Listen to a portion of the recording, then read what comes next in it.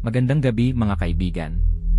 Maligayang pagdating sa mga kwentong aswang, ang tahanan ng mga kwentong gigising sa inyong takot at magpapadilat sa inyo hanggang madaling araw. Bago tayo magsimula, siguraduhin komportable na kayo. Patayin ang ilaw, isuot ang inyong earphones, at huwag munang lilingon kapag may narinig kayong kaluskos sa inyong likuran. Kung mahilig kayo sa mga kwentong puno ng hiwaga, kababalaghan, at nakatatakot na aral, huwag kalimutang i-like ang video at mag-subscribe sa ating channel. I-share din ito sa kaibigan nyong matapang daw, ngunit natutulog na nakabukas ang ilaw. Sa nakaraang kabanata, pinatay ni Elias, Kulas, at Amihan ang gutom na busaw at pinalaya si Salvation mula sa sumpang 10 taon siyang ginawang sandata. Nagising ang ika-4 na sinag, isang talim ng liwanag na kayang pumutol sa mahikang nag-ugnay sa isang nilalang at sa kanyang biktima. Ngunit bago sila makapagpahinga, nagsimulang gumapang ang mga insekto sa loob ng katawan ni Theo, habang sa dulo ng kanilang daraanan ay nagising ang isang sinaunang danag sa amoy ng unang patak ng dugo.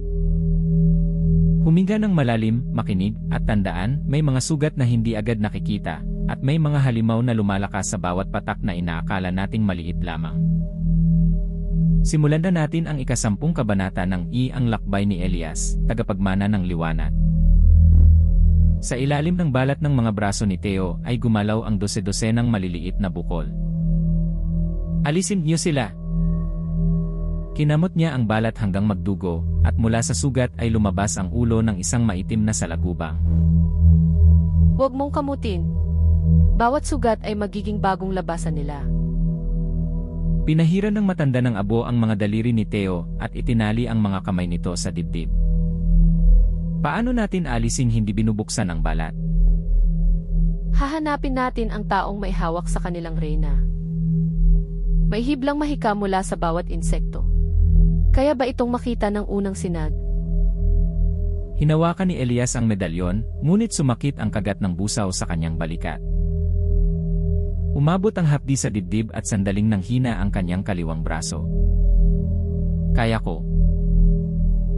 Nagliwanag ang unang sinag at nakita niyang may manipis na itim na hiblang lumalabas sa katawan ni Theo. Ang hibla ay dumaraan sa mga puno at umaabot patungo sa silangan. Baryo Dalisay. Doon nakatira si Severino, ang pinakamalakas na mambabarang na naglingkod kay Lacan. Kilala mo siya? Siya ang gumawa ng kwintas na nagpakadena sa akin. Mabuti. May personal na dahilan na rin tayong maningil. Hindi tayo maniningil. Magliligtas tayo. Maaari namang magligtas habang bahagyang naniningil. Iyan ang uri ng pag-iisip na kadalasang nauwi sa kagat. Bago sila umalis ay pinatibay ni Salvation ang mga benda sa balikat ni Elias, hita ni Amihan, at bukong-bukong ni Kulas. Isinakay nila si Theo sa kariton at sinundan ang maitim na hiblang tanging si Elias ang nakakakita. Umaakyat sila sa liko. Umubo siya at 3 gagamba ang bumagsak sa kanyang palad. Huwag mong ihahagis sa akin. Kahit saan na hindi tinatawag na Kulas. Dinurob ni Amihan ang mga gagamba, ngunit agad itong napalitan ng mga bagong bukol sa leeg ni Theo. Hindi natin sila maaaring patayin ng paisa-isa. Pinaparami lamang ng reyna ang kapalit. Pagsapit ng dapit hapon ay nakita nila ang arko ng Baryo Dalisay. Nakasulat sa kahoy ang mga salitang, ang masunurin ay hindi gagalawin. Walang batang naglalaro at walang tinderang nakaupo sa mga tindahan. Sa bawat bintana ay may mukhang nakatanaw, ngunit walang nangangahas magbukas. Dalisay ang pangalan, pero mukhang pati hangin ay may tinatagong kasalanan. Sa gitna ng daan ay bumagsak ang isang matandang lalaki habang hawak ang kanyang tiyan. Huwag kayong lalapit. Gumapang ang bukol sa pisngi niya at lumabas sa gilid ng talukap ang mga paa ng salagubang. Ilang araw na siyang may barang. 3. Tumanggi siyang lumagda sa kasunduan ng angkan. Lumabas sa botika ang anak niyang si Maya at lumuhod sa tabi niya. Dahil hindi sugat ang ugat ng sakit. May bagay siyang hinawakan na napunta kay Severino. Ang talaan. Pinilit nila kaming isulat ang aming pangalan. Kunwari ay para sa proteksyon, ngunit minarkahan niya ang mga tumangging magbigay ng kalahati ng ani. Ginamit ni Elias ang unang sinag at nakita ang hiblang mula sa marka patungo sa lumang bodega ng seda sa dulo ng baryo. Naroon si Severino. Hindi basta bahay ang lugar na iyon. Pugad iyon. Biglang nanginig ang katawan ni Theo. May gumagapang sa loob ng dibdib ko. Sumikip ang kanyang paghinga at umumbok ang balat sa pagitan ng mga tadyang. Nakahanap ng puwang ang reyna sa baga niya. Maaari ba nating putulin agad ang hibla? Susubukan ko. Pinakawala ni Elias ang ika-4 na sinag at idinaan ang talim ng liwanag sa itim na hibla. Kumislap ang ugnayan, ngunit hindi naputol. Sa kabilang dulo ay may 7 buhol na nakatali sa magkakaibang pangalan. Pinagsama niya ang buhay ng mga biktima. Kapag pinutol mo ng walang ayos, maaaring sabay-sabay silang mamatay. Kailangan nating makuha ang talaan. Isinara ni Maya ang botika at pinapasok sila sa silid na puno ng halamang gamot. Tuwing hating gabi ay ipinapadala niya ang barang sa mga kumukontra, saka sinasabing galit ang mga espiritu. At naniniwala ang mga tao. Kapag nakita mong may gagambang lumalabas sa bibig ng kapitbahay mo, madaling maniwala sa taong nagsasabing kaya niya itong patigilin. Lumang paraan ng mga duwag. Gumawa ng takot pagkatapos ay magbenta ng kaligtasan. May lagusan sa ilalim ng imbakan ng seda. Doon niya sinusunog ang mga buhok, kuko at piraso ng damit ng mga biktima. Papasok kami sa lagusan. Manatili kayo rito kasama si Theo. Hindi. Pangalan ko ang isa sa mga buhol. Kailangan niyo ako upang makilala yon. Sasama rin ako. Ang kwintas ko ang unang ginawa ni Severino para kailakan. Binalutan ni amihan ng asin ang kanilang mga sugat upang hindi mapasok ng mga insekto. Sigurado bang epektibo ito? Hindi. Nakakagaan talaga ng loob ang katapatan mo. Pagsapit ng dilim ay pumasok sila sa kanal sa likod ng botika. Gumapang sila sa putik sa ilalim ng kisaming puno ng puting itlog na nanginginig sa bawat paghinga. Maaari bang walang huminga? Mauna ka. Sa dulo ng lagusan ay narinig nila ang mababang pag-awit ng isang lalaki. Pangalan sa papel, dugo sa ugat, laman ay maging tahanan ng aking mga anak. Sumilip si Elias sa siwang at nakita ang silid na puno ng mga garapon. May salagubang sa isang garapon, gagamba sa isa, at mahahabang uod na nakapulupot sa piraso ng basang tela. Sa gitna ay nakaupo si Severino, isang payat na matandang may telang itim na nakatakip sa mga mata. Sa harap niya ay nakabukas ang makapal na talaang may daan-daang pangalan. Nasa ilalim ng kanyang upuan ang inang garapon. Naroon ang reyna. Kapag nabasag iyon, kakalat ang lahat. Kukunin muna natin ang talaan. Gumapang si Kulas sa likod ng mga salansan ng seda. Iniunat niya ang kamay patungo sa aklat, ngunit biglang humarap sa kanya si Severino. Napakaingay ng tibok ng puso mo, Kulas. Hindi po ako si Kulas. Nakasulat dito ang pangalan mo. Kung maling baybay, hindi ako yan. Tinusok ni Severino ng karayom ang pangalan sa talaan. Napasigaw si Kulas at napahawak sa tiyan. Sa ilalim ng kanyang benda ay nagsimulang gumalaw ang mga bagong bukol. Ngayon, tumalon si Elias mula sa lagusan at tinaga ang mesa. Tumilapon ang talaan, ngunit hinila iyon ng kumpol ng mga gagamba patungo kay Severino. Pinatunog ni amihan ang kampanang buto at nanigas ang mga insekto sa ibabaw ng pahina. Sinunggaban ni Salvation ang aklat at pinunit ang pahinang may pangalan ni Theo. Hindi mo dapat hinawakan ang pag-aari ng lakan. Hindi pag-aari ang mga pangalan. Itinaas ni Severino ang 2 kamay. Sabay-sabay na nabasag ang mga garapon sa paligid at bumuhos ang itim na kawan sa sahig. Binalot ng mga gagamba ang labasan habang pumulupot ang mga uod sa kanilang mga paa. Huwag hayaang makapasok sa sugat. Gumapang ang isang salagubang sa kagat ng busaw at bumaon sa pagitan ng mga tahi bago ito nahila ni Amihan. Kunin niyo ang talaan. Ako ang haharap sa kanya. Sumugod siya kay Severino at pinakawalan ang ikatlong sinad. Naging langaw ang katawan ni Severino, muling nabuo sa likuran niya, at itinarak ang karayom sa kanyang sugat. Ang dugo mo ang magiging bagong pugat. Sinikmura siya ni Elias at nabali ang karayom sa loob ng sugat. Sa kabilang panig ay pinipilas ni Nakulas at Teo ang mga pahina ng talaan. Sa bawat pangalang napupunit ay may isang garapong nawawalan ng liwanag. Huwag basta punitin. Ihiwalay ang pangalan sa marka bago sirain ang papel. Ngayon mo lang sinabi. Kumagat ang mga salagubang sa kamay ni Kulas at nag-iwan ng maliliit na butas na mabilis ng itim. Itinapat ni Salvacion ang kanyang palad sa pahina at binigkas ang tunay na pangalan ng biktima. Lumitaw ang itim na hibla mula sa tinta. Elias, putulin mo ang mga hibla, hindi ang papel. Ginamit ni Elias ang unang sinag at nakita ang daan-daang ugnayang nagmumula sa talaan. Pinakawalan niya ang ika-4 na sinag at iniikot ang talim sa ibabaw ng mga pahina. Isa-isang napigtal ang mga hibla nang hindi nasusunog ang mga pangalan. Sa labas ng bodega ay nagsimulang magsuka ng mga patay na salagubang ang mga biktima. Lumabas sa sugat ni Mang Cardo ang insektong nakabaon sa likod ng kanyang mata. Sa dibdib ni Teo ay gumapang paitaas ang reyna patungo sa kanyang lalamunan. Hindi ako makahinga. Hinawakan ni Amihan ang kanyang panga habang si Salvacion ay naglagay ng mangkok sa harap niya. Ilabas mo ang pangalang ninakaw niya sa iyo. Ako si Teo Marasigan.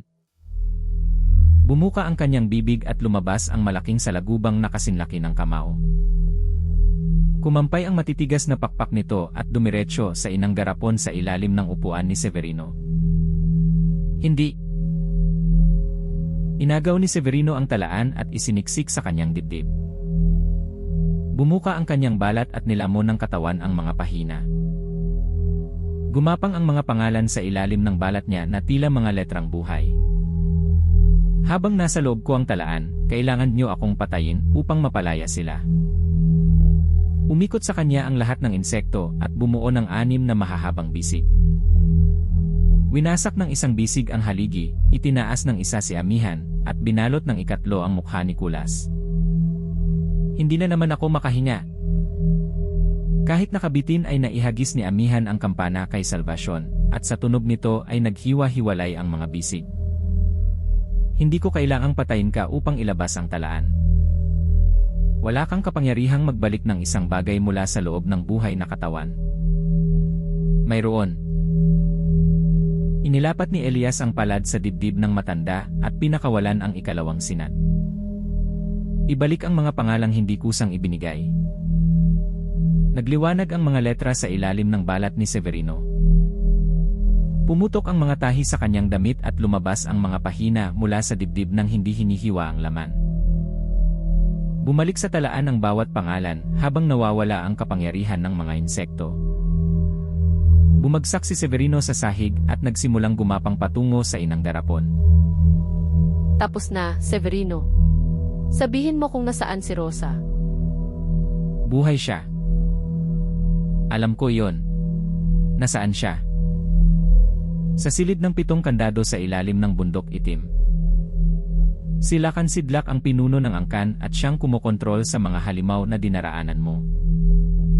Hindi niya kayang buksan ang huling pinto dahil wala siyang pusong marunong magligtas. Ikaw ang ginagawa niyang susi. Ang 7 sinag mo ang magbubukas sa daan at ang enerhiya ng mga bantay ang gigising sa naghihintay sa kabila. Bakunawa. Ngumiti si Severino at tumulo ang maitim na laway sa kanyang baba. Hindi lamang iyon ang gigising. May ibong magtatakip muna sa araw upang walang liwanag na makapigil sa pag-ahon nito. Minokawa. Dalhin mo ang kampanang buto at ang 7 sinag sa iyong ina. Iyon ang gusto ng aming Panginoon. Hindi ako magiging susi niya. Kahit tumigil ka, papatayin niya ang bawat baryong nadaanan mo. Lalakad ka dahil hindi mo kayang tumalikod sa humihingi ng tulong. Sa ilalim ng upuan ay nabasag ang inang garapon. Dumapo sa dibdib ni Severino ang reynang salagubang na lumabas kay Theo. Sa halip na sumunod, kumagat ang reyna sa kanyang leg. Pumasok ang mga salagubang sa kanyang bibig, ang mga gagamba sa ilong, at ang mga uod sa ilalim ng kanyang mga kuko. Putulin mo ang ugnayan niya sa mga insekto. Itinaas ni Elias ang ikaapat na sinag, ngunit hinawakan ni Severino ang kanyang pulso. Huwag. Pinili kong gawin silang sandata. Akin ang balik ng kanilang gutom. Umumbok at pumutok ang balat sa kanyang mga braso bago siya bumagsak sa ilalim ng itim na kawan. Mula sa kanyang dibdib ay lumabas ang tatak ng itim na buwan at naging usok na lumipad patungo sa bundok. Isa na namang bantay ang nawala. Palapit ka na, Elias.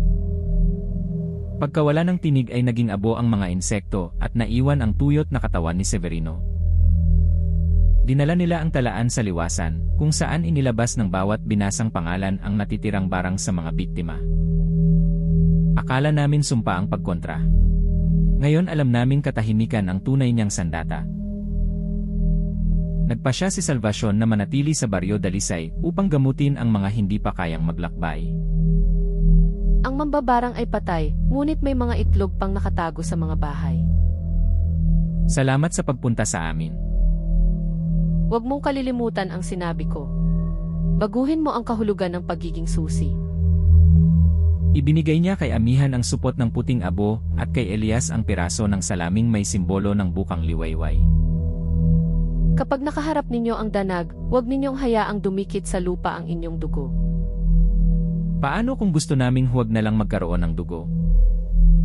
Hindi ka na matatakot kapag ganoon. Hindi ko po gusto ang solusyon. Iniwan ni na Elias, Kulas, at Amihan si Theo sa pangangalaga ni na Maya at Salvation. Sinundan nila ang mapa ng mga ugat patungo sa Baryo Mapusiaw, ang bayang walang ilaw sa silangan. Bago pumasok sa hangganan ay pinahiran nila ng dagta at puting abo ang lahat ng benda.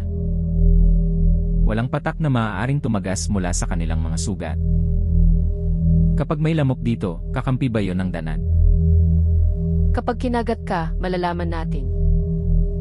Lagi na lamang ako ang pagsusulit. Pagsapit nila sa Baryo Mapusiaw ay nakita nilang bukas ang lahat ng pinto, ngunit walang tao sa mga bahay.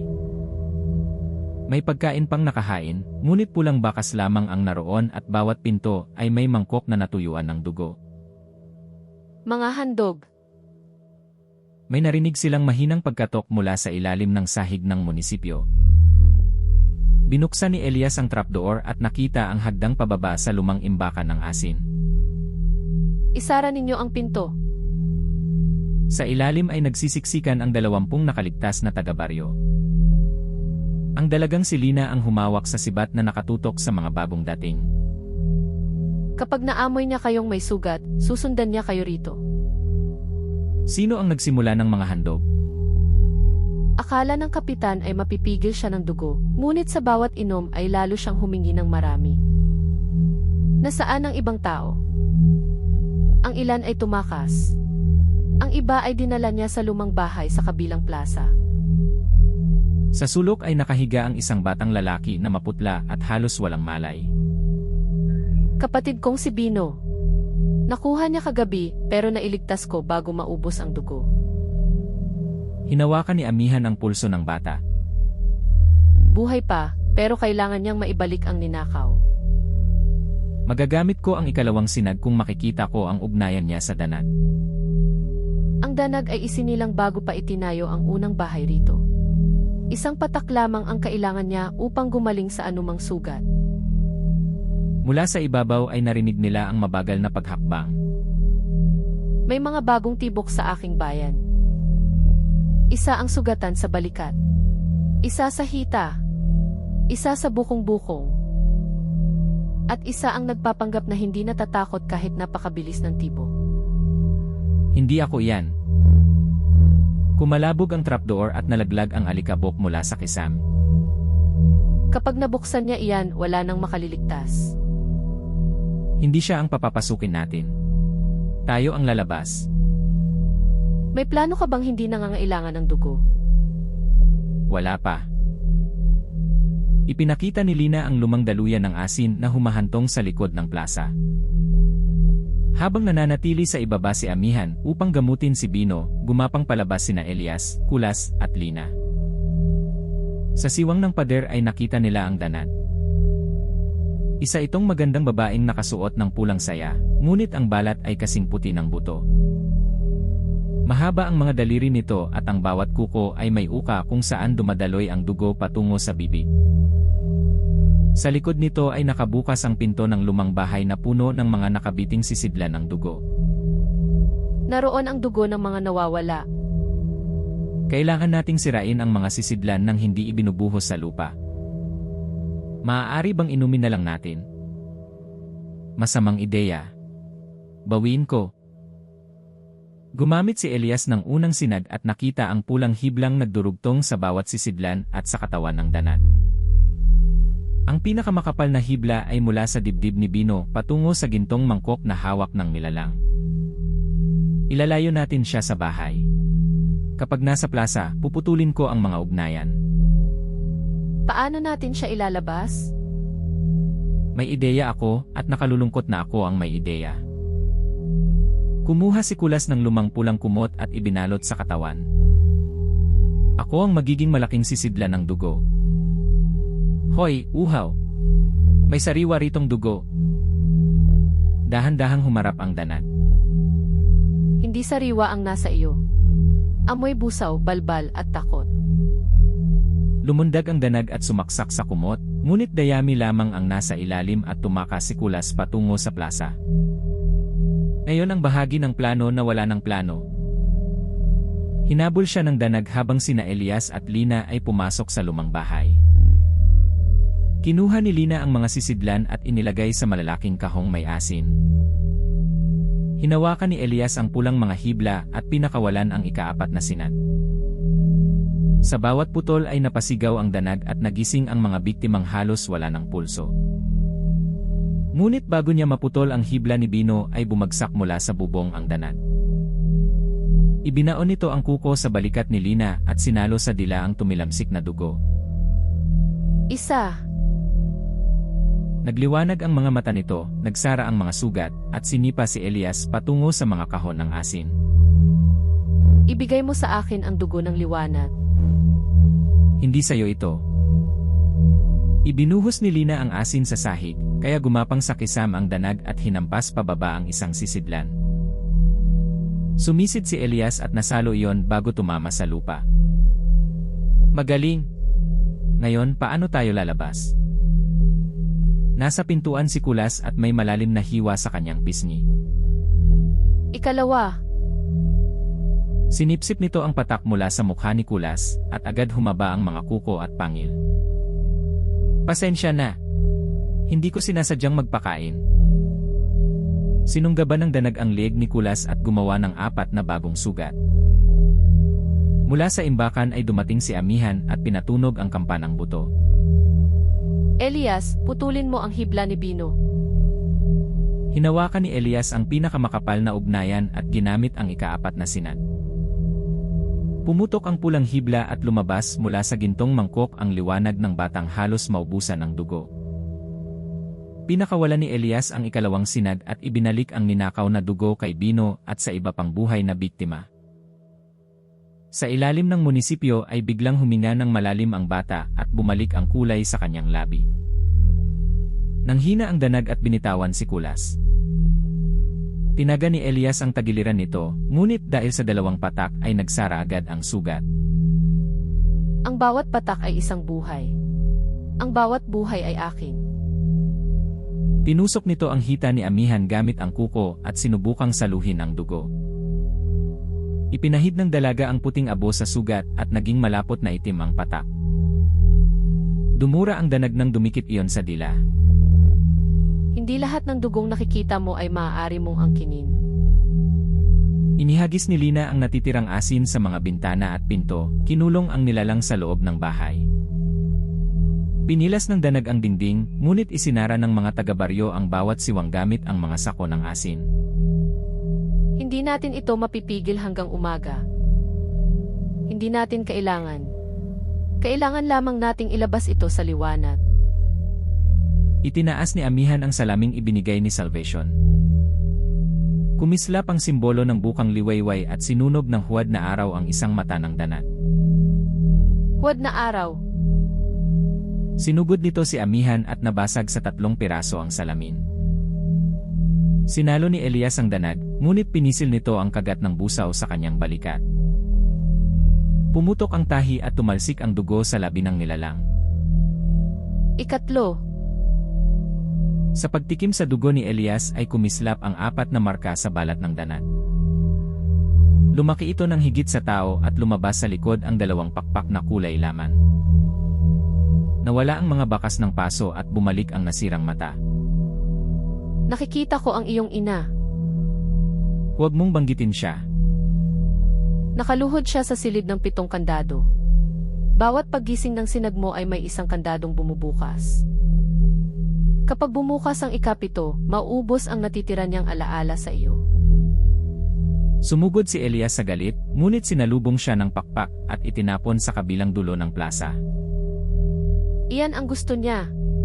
Huwag mong hayaang gamitin ang ina mo laban sa iyo. Tumayo si Elias at pinunasan ang dugo bago ito bumagsak sa lupa.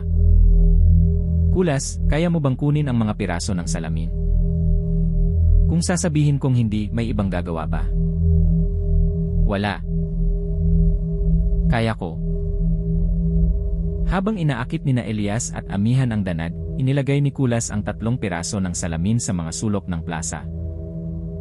Tapos na. Sana tama ang pagkakalagay dahil hindi ako mahusay sa hugis. Pinatunog ni Amihan ang kampana at tumalbog sa 3 salamin ang liwanag na bumuo ng tatsulok sa paligid ng Danat. Nasunog ang mga pakpak nito at bumagsak ito sa gitna ng plaza. Ngunit gumapang ang dila patungo sa mga pulang baka sa lupa. Ika-4 na sinag, putulin ang uhaw sa dugong ninakaw. Tinamaan ng liwanag ang ugnayan ng danag sa 3 patak na nainom. Lumabas mula sa bibig nito ang dugo ni Nalina, Kulas, at Elias at bumalik sa kanilang mga sugat. Muling lumiit ang katawan ng nilalang at naglaho ang mga pakpak. Kahit wala ang dugo ninyo, sapat ang mga nauna kong ininom. Tumalon ito palabas ng tatsulok at sinunggaban si Lina. Hinarang ni Kulas si Lina at nasugatan sa dibdib, ngunit pinatigas ni Amihan ang tumilamsik na dugo gamit ang puting abo. Sa wakas, may bahagi ng katawan kong ayaw niyang kainin. Sumugod si Elias at muling pinakawalan ang 3 sinad. Sa bugso ng bilis ay naipulupot niya ang tanikalang may asin, na hinila ni Kulas, Lina, at mga taga-baryo. Pilit gumapang ang nilalang patungo sa anino ng munisipyo, habang unti-unting namumutla ang silangang langit. Bitawan ninyo ako at ibabalik ko ang mga tinig ng inyong mga patay. Ang tinig na walang buhay ay isa lamang panibagong kulungan. Dumampi sa mga bubong ang unang liwanag ng umaga. Nagpumiglas ang danag at napunit ang balat sa leeg sa ilalim ng tanikala. Lumitaw sa sugat ang tatak ng itim na buwan. Gumapang ang itim na marka patungo sa anino upang makatakas bago masunog ang katawan. Pinakawalan ni Elias ang ika-4 na sinag at pinutol ang ugnayan ng tatak sa anino. Napako ang danag sa sariling katawan. Hindi mo alam ang binubuksan mo. Alam kong hindi ko hahayaang ikaw ang pumili kung sino ang mabubuhay. Tumama ang unang sinag ng araw sa mukha ng nilalang. Nagsimulang magbitak ang balat at lumabas sa pagitan nito ang pulang liwanag. Nasunog ang mga mata, nalagas ang mahahabang kuko, at naging abo ang mga daliri. Sa huling sigaw ay bumuka ang dibdib nito at lumipad pa itaas ang tatak ng itim na buwan.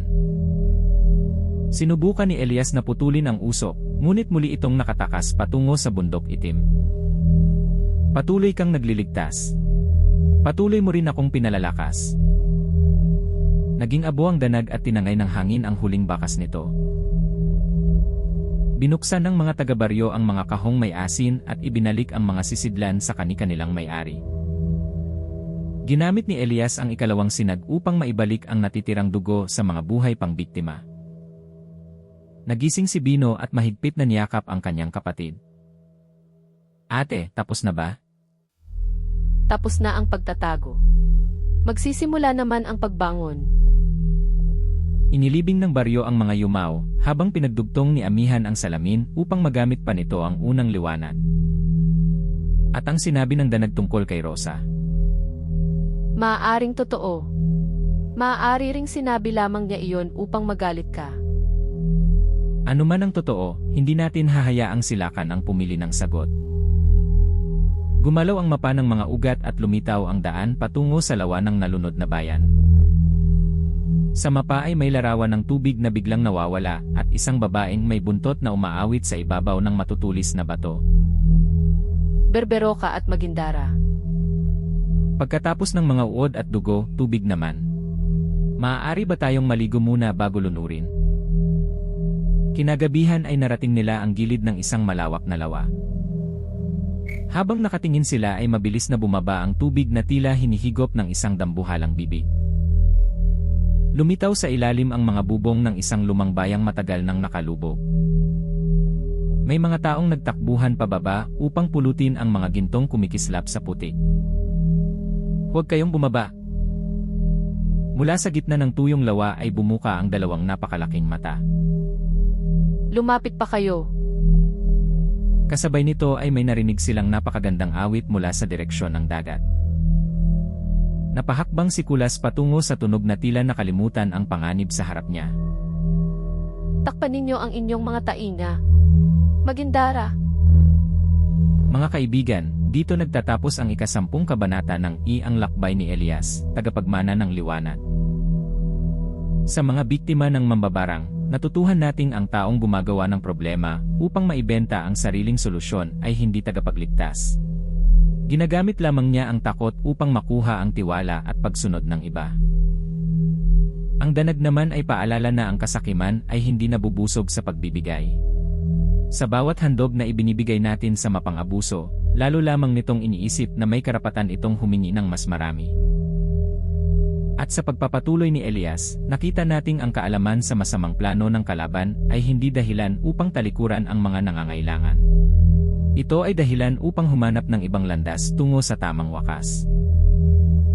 Sa susunod na kabanata, haharapin nina Elias, Kulas, at Amihan ang berberokang nagpapawala sa tubig ng lawa upang akitin ang mga biktima sa ilalim. Pagkatapos nito ay maririnig nila ang awit ng mga Magindara, ngunit matutuklasan nilang hindi lahat ng nilalang sa dagat ay kusang naglilingkod kay Lakan Sidlak. Kung nagustuhan niyo ang kwentong ito, huwag kalimutang i-like ang video, mag-subscribe sa mga kwentong aswang, at pindutin ang notification bell para hindi mahuli sa susunod nating kwentong kababalaghan. I-share din ito sa kaibigan niyong takot sa ipis, lalo na kung mahilig siyang matulog nang nakabuka ang bibig. Hanggang sa muli mga kaibigan. Matulog ng mahimbing, ngunit kapag may narinig kayong mahinang pagaspa sa loob ng unan, huwag ninyong idiin ang inyong tainga. Baka hindi iyon tunog mula sa unan. Baka nasa loob na ito at naghihintay lamang na matawag ang inyong pangalan.